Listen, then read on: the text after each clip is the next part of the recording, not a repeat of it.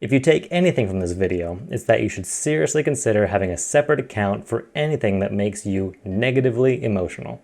If it riles you up with anger or drags you down into depression, get that shit off your main account and have a happy YouTube. You're here, so you watch YouTube videos, maybe too many. And when you find something you like, you subscribe, just like you will down there at the end of the video. Maybe. Now maybe you subscribed to a lot of channels at this point, and it's getting a little overwhelming scrolling through them all. YouTube used to have a way to organize your subscriptions into collections, but they removed the feature in 2015. Why? I don't know. Now here's the thing.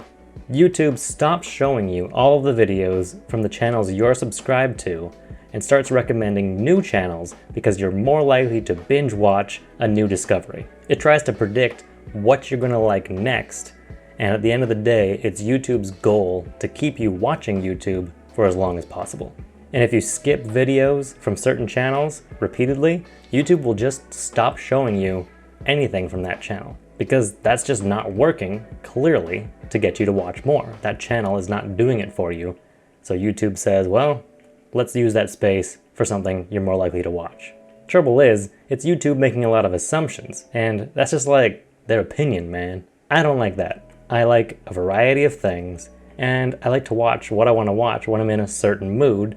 I don't necessarily want to be recommended things that don't align with that mood. So here's my solution for organizing your subscriptions in YouTube.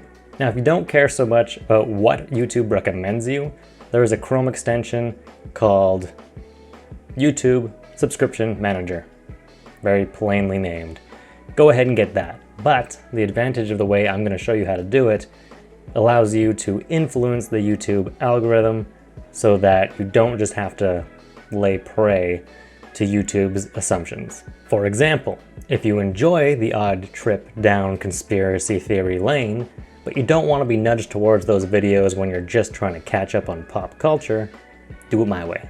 If you'd like to keep up with politics, but don't want to see any of it when you're just trying to watch some gaming content, do it my way. And maybe you're into some more questionable material, probably just for research, right?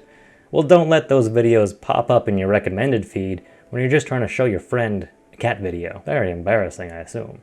Bottom line, you're an interesting and dynamic person. Don't let YouTube push you around and tell you what to watch. Now, you don't need to create a bunch of new email addresses in order to create new YouTube accounts. And if you like the jumbled mess that YouTube recommends you, you can just stick with your master list. You don't have to delete it or anything.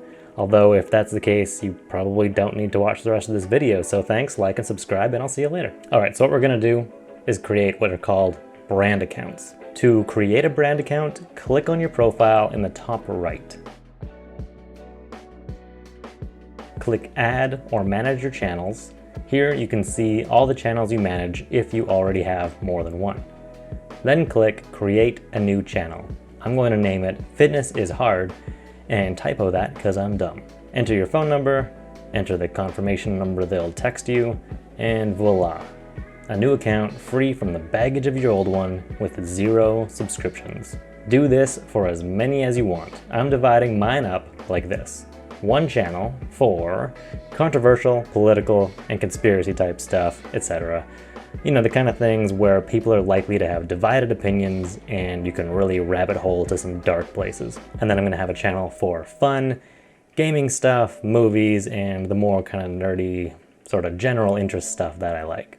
I'll have a channel then for learning, guides, inspiration, and media production, basically anything that I find useful when I'm creating videos or music or whatever. And then I've got a channel for tiny house stuff, DIY building, and homesteading, which is helpful for my own tiny house content. I don't think you need too many of these. It's just enough to keep certain worlds separate from each other. As a bonus, this lets you separate your interests so that when you're commenting with other users and content creators, you can keep those worlds separate even more. They can't go back and find maybe content that has nothing to do with the subject, and you can maybe steer people towards content that's relevant. For example, if I'm watching a video on homesteading, I'm going to comment with my Rookie Roost, or what I'm calling Neat and Tiny account, so that anyone who clicks on my username goes and sees my tiny house content, because it's relevant to what I'm watching, and maybe I can get a new viewer or a subscriber out of it. I've already done a good job of keeping tiny house and homesteading related content subscribed by my tiny house channel, so I know I don't need to really worry about that. With over 100 channels to organize, you need to get set up for decent workflow. If your browser has the option, open a guest window because that will allow you to be logged in to 2 channels at once. You likely have more than one browser on your computer, so open that too. If you have multiple profiles set up in your browser, you can sign them in and use them too. Basically, you want to be signed into all of your brand accounts at once to make it easy. If that all sounds too complicated, just make a spreadsheet of all the channels you're subscribed to, or write them down or in a Word document or something, and just copy and paste later on one at a time. But if you're still with me doing this, set yourself up with tiled windows like this. And if you hold Control while moving the scroll wheel on your mouse, you can scale the content in the windows to see the relevant info. On your original account, go to Subscriptions and then Manage. Bring in the other browser windows, sign them all in, and learn how slow Microsoft Edge actually is compared to Chrome. Okay, so this account over here doesn't show up in my main list of brand account channels. That's because this is where I subscribe to controversial and political material that I don't want associated with my other channels or even my Google footprint as a whole, so it has a separate email address. I don't know if total separation is really possible, but I like to keep this tidy. I call it Off the Deep End, and it's full of people's opinions. I subscribe to all kinds of weird stuff from all over the political spectrum. Humans are interesting, and this channel list proves to me that we're also all a little crazy. But crazy has no place in my day-to-day life, so I stick it in a corner. It's also where I go sometimes for a laugh, because there are some entertaining nutjobs out there. Dangerous, but entertaining. This is our world. Okay, here we go. If you have a long list, this takes time. It's also a great opportunity to remove things that you aren't interested in anymore or dead channels that don't get updated.